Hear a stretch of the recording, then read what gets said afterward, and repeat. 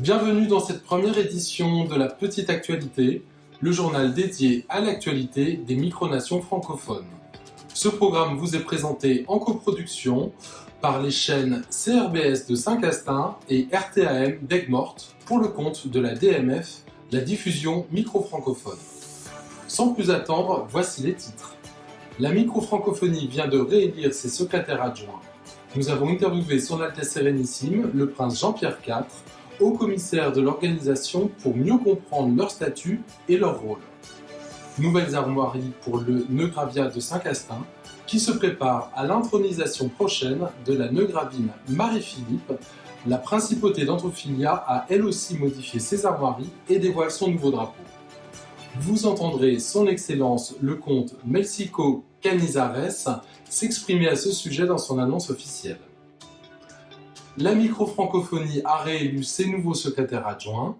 À la suite de ces élections qui se sont déroulées dans des conditions cordiales et sereines, on retrouve les princes Vincent d'Eliantis, Bernard d'Austrasie et Rémy de Fertroy, ainsi que l'empereur Olivier d'Angélistan et le ministre-président castinien Dominique de Sainte-Bellemare. Quel est leur rôle et leur champ d'action au sein de l'organisation en qualité de secrétaire adjoint ? Pour bien comprendre, nous avons interrogé le prince Jean-Pierre IV d'Aigues-Mortes, haut commissaire de la micro-francophonie, qui a bien voulu répondre à nos questions.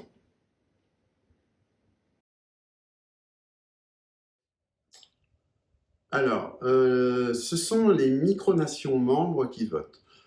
Il y a 19 micronations qui sont membres de la micro-francophonie et ce sont les représentants des micronations, donc les responsables de la micronation qui votent en assemblée générale. Donc moi, je voterai pour la principauté d'Aigues-Mortes. Une micronation a une voix.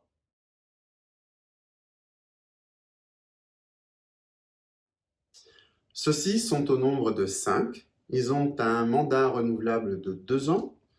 Alors, les secrétaires généraux adjoints sont chargés de la diplomatie, de l'environnement, des droits de l'homme, des moyens de communication et, pour terminer, celui à la culture et au développement de la francophonie. Alors, ils sont élus pour 2 ans, tous les 2 ans, donc nous avons un renouvellement des secrétaires généraux adjoints.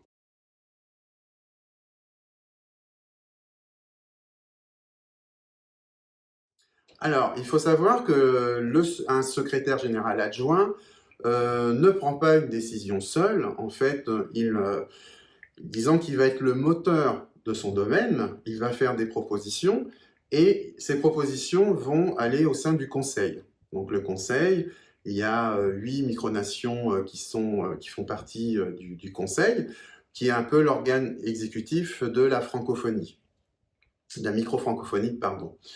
Et voilà, donc nous débattons de ces propositions et suggestions au sein du Conseil. Certaines suggestions ou propositions peuvent être d'ailleurs votées en Assemblée générale si ce sont des dispositions engageantes, si ce sont engageantes vis-à-vis des micronations membres. Si ce sont des dispositions moins engageantes, il suffit qu'elles soient approuvées par le Conseil pour être mises en œuvre. Alors, par rapport à votre question de savoir si une micronation ne veut pas participer à ce qui peut être proposé, non, il n'y a pas d'obligation. Chacun garde une totale indépendance d'action. Donc voilà, les micronations signent au moment où ils s'engagent dans la micro-francophonie. Voilà, ils font partie de valeurs communes, donc ils vont s'engager sur certaines notions. Maintenant, il n'y aura pas d'obligation et de choses qui seront imposées. Les autorités du Neugravia de Saint-Castin préparent ardemment l'intronisation de la future Neugravine Marie-Philippe. De nouvelles armoiries ont vu le jour et ont été présentées à la presse.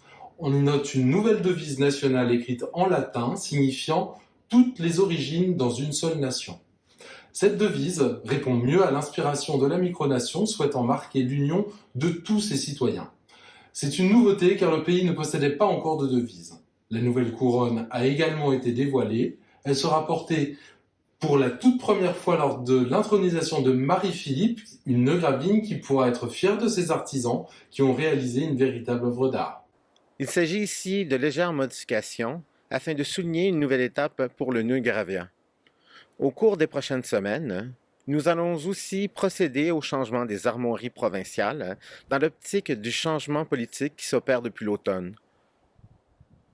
Son Excellence le comte Melcico Canizares, Premier ministre d'Antofilla, a annoncé haut et fort le changement de drapeau et d'armoirie de la principauté. Le projet a été réalisé en collaboration étroite entre le prince Jonathan d'Antofilla et les services héraldiques de la principauté d'Aigues-Mortes. Nous écoutons l'annonce officielle du Premier ministre antofillien, tout en vous laissant découvrir le nouveau drapeau et les nouvelles armoiries. Chers confrères, je m'adresse à vous aujourd'hui afin de vous annoncer une grande nouvelle concernant la principauté d'Antofilla. Après d'importantes discussions entre le prince, moi-même, ainsi qu'Olivier Martinez de la principauté d'Aigues-Mortes, nous avons décidé le changement de drapeau de notre belle principauté. Le précédent drapeau était une belle réalisation, mais ne correspondait plus à l'image actuelle de notre micronation. La nouvelle version du drapeau arbore trois couleurs qui représentent des valeurs qui nous sont chères. Le jaune pour la sagesse et le miel, le blanc pour le ciel et la paix, et le vert pour la nature. Au centre du drapeau sont apposées les nouvelles armoiries, car les anciennes contenaient des erreurs héraldiques. Ils sont actuellement disponibles sur les réseaux sociaux et seront transmis dans les prochains jours à nos partenaires. Je vous remercie. Ce journal est à présent terminé. Nous vous remercions de nous avoir suivis. Nous vous souhaitons une excellente soirée et à bientôt dans une nouvelle édition de La Petite Actualité, le journal de la micro-francophonie et des micronations francophones. Bonsoir.